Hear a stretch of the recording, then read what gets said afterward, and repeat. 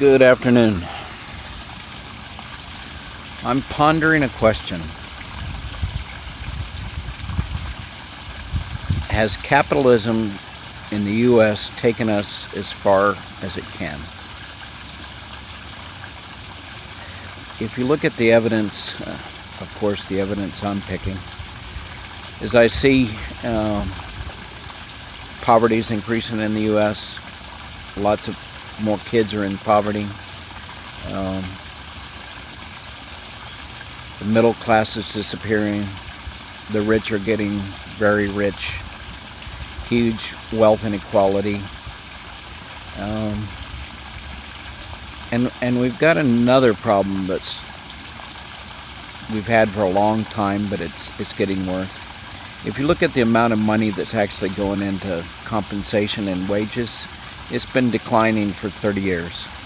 Well, I think it's fixing to take a huge hit as artificial intelligence, robots, computer technology, automatic cars, etc., all spin-offs of computers becoming capable of doing more. And we also are not educating our people as well. It takes a hell of a lot of money to get education, so the jobs we are creating are, we're not developing our people to meet those jobs.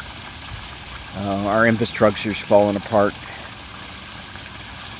And it's not that we're not generating money. We're generating more money than we've ever generated before. Capitalism is still generating money and profits. Make no mistake about that. We are an extremely wealthy country. More people die of diseases that are associated with eating too much than people die from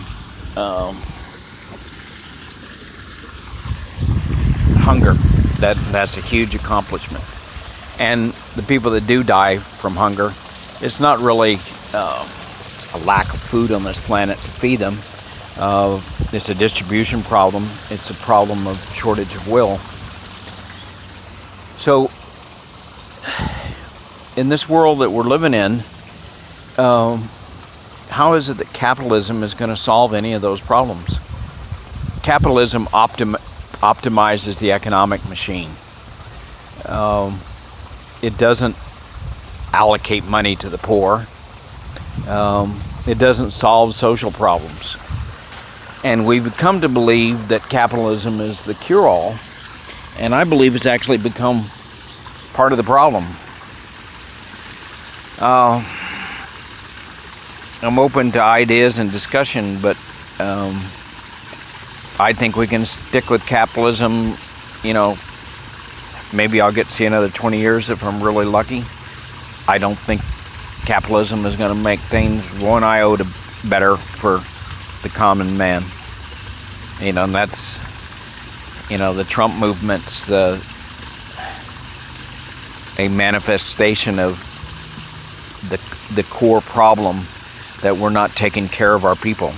We don't take care of the homeless, the aged, the working man,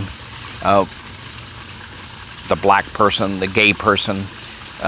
We're all in this together. It's humanity that's in this. I think the only people that we take good care of in this country is the rich elite. And only those people that are fortunate enough to have a job or something that the rich elite need have any hope. When I grew up in Texas, universal education was almost realized. I mean, I went to school for almost nothing.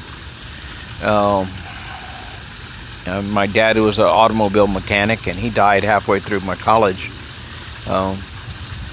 And I still got out without any college debt.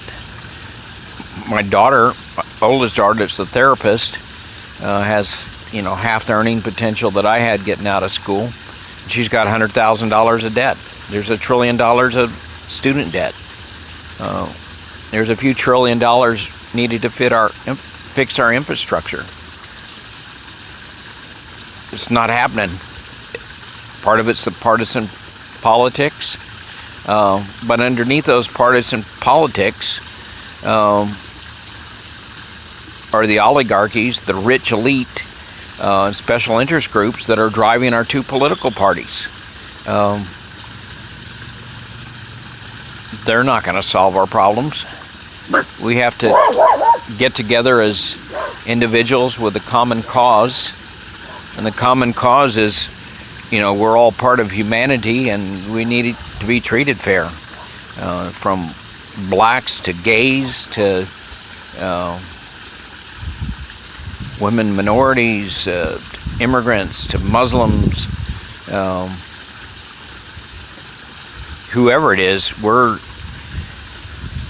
The greater mass of humanity has not learned to stand up for its needs, where the rich elite are doing a pretty damn good job of it. They're controlling capitalism for their purpose. I don't know the answer. I know Denmark's trying this base income for all. And as a national solution, I think that's a pretty good idea. I think in this country, the moral majority believes that, if you don't work, you shouldn't eat, even if there are no jobs, and doesn't believe in, certain rights. I personally believe in a country as rich as ours that everybody deserves a roof over their head and food in their belly, and a right to public education all the way through college. And I think that would make us stronger as a society and make our country successful. And without it, I think the U.S. is headed for some hard times. And I think, we have to recognize that education extends to more than just going to a classroom. If you're at home and you're not safe and there's a gang in your neighborhood and you get in trouble walking to school, there's a lot of drugs. I think that's part of the education has to be society giving you a safe environment. If you've fallen on hard times and life's got you down and you've become an addict, I believe society shows compassion, and when you're ready, helps you get in treatment, and deals with the core problems causing your addiction. I think we've all got our stories about why other people aren't worthy of help, but I've about decided that almost everyone is pretty much like me. There's things they do good at, there's things they don't do good at, they struggle, they're self-righteous, they make a lot of mistakes, but underneath most people want pretty much what I do. They want to be happy, and they often confuse that happiness with wealth and,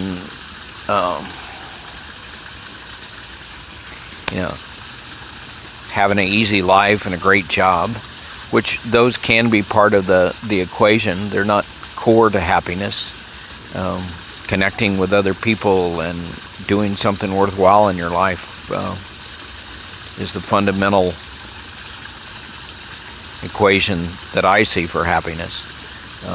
Being connected with the world, each other, and fellow humans. We live in what I think are the toughest time in my lifetime. I'm 70 this year. I've lived all over the world. Started out as a Republican, went to Democrat, now I call myself an independent. I'm pretty progressive and liberal on my viewpoints. And I'm learning to get rid of my righteousness and my, I've got all the answers, my self-righteousness.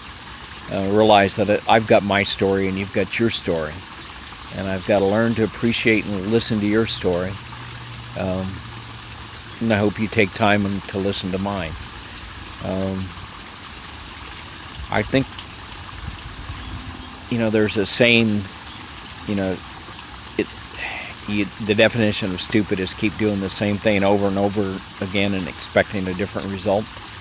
Our political system has been doing the same thing for a long time. Our politics have been in two grooves in a rut for a long time. The way we school people has been doing it the wrong time. And let's face it, we're not getting results. We're moving into a new world with different challenges, and we need to start experimenting, trying things. We need to start reaching out, hand in hand with other people and addressing, some of the hate in the world, and try to, find people that, love and compassion is really the only way as humans we're going to make it together. This power dynamics that we live in this country is not going to get us there. Anyway, the question before us today is, has capitalism reached the end of its usefulness? Is capitalism going to solve the problems that are facing us, some of which I've mentioned here? There's many more. And if it is capitalism, how does it have to change? Because I think we have a pretty good track record at the moment that we're not living in an upwardly mobile society. We're not solving racism. We're not solving poverty. We're not doing a good job with education, etc.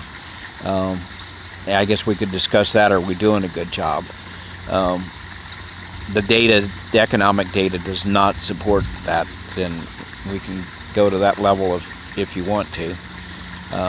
So, I'm assuming you're going to agree with me that things aren't going as well, certainly as well as they could, and they're not. If you project out where we're going, it's not okay.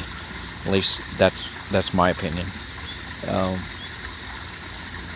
So how do we have to, if we keep capitalism, how do we have to modify it to start addressing the social and economic problems that we've got as a country? How does our war machine fit into that? Anyway, this is just the first of several talks. If I get some interest, or I'll try something else. Anyway, this is Robert Odell, the Ancient Texan, coming to you from a spot in Maryland.